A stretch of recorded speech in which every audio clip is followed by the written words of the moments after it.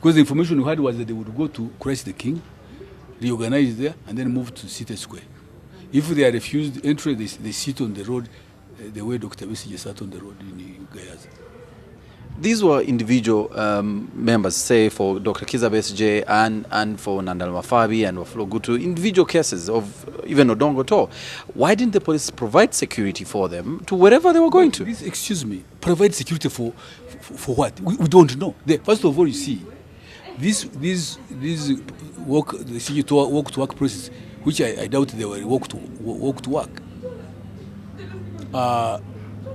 were not demonstrations as envisaged by the law. I mentioned it yesterday in my press statement. They were unlawful.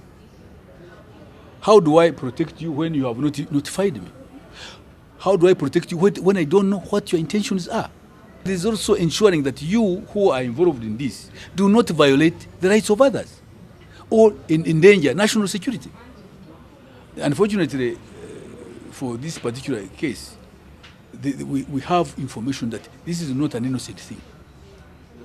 These people are planning something sinister.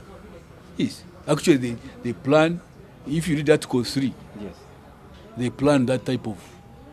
You want to divulge some detail? No. I can't. I don't want to speculate on anything.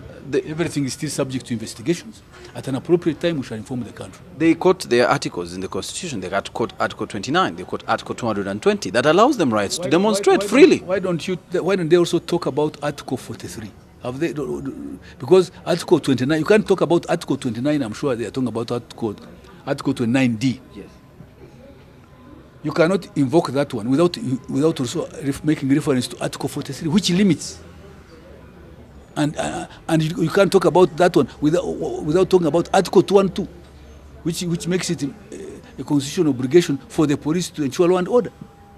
And 220, this is a human right? Human rights is not, as I say, human rights are qualified by Article 43, general limitation on rights and freedoms under the Constitution. You read it. And those, therefore, makes it mandatory that the regulator of security, which is the police, to regulate these, all interests in society, must be notified, must be involved. It's not negotiable. If you don't do it, then you risk the kind of thing you saw today. Your critics do say that, will there ever be a moment in this town when someone will actually hold a peaceful demonstration? But they're always doing that. Goodness me. By the opposition, members of the opposition. Absolutely. Yes, I can give you an example. Salama Musumba, on Women's Day. Actually, that time, I don't know, she wrote to us, the FDC women, YPC women. Yes. They had a demonstration which was secured from Christ the King to Mulago Hospital, if you remember. I'm sure you must have covered it on... And there are many others like that.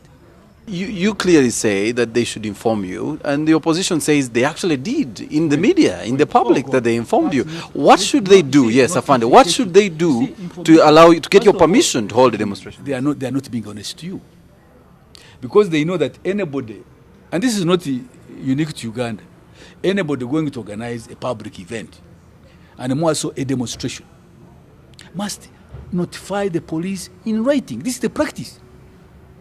You get me? Because otherwise, how do we dream? And how do we regulate that if you don't inform us? These leaders are not telling me they don't know that practice, but they simply don't want to do it because they don't want to subject themselves to the jurisdiction of the law. And I think their mindset is real to disrupt and cause chaos. Because otherwise, I don't see the reason why not involve us. Why not discuss it and agree? And we tell them, no, this route is not good, you better pass here.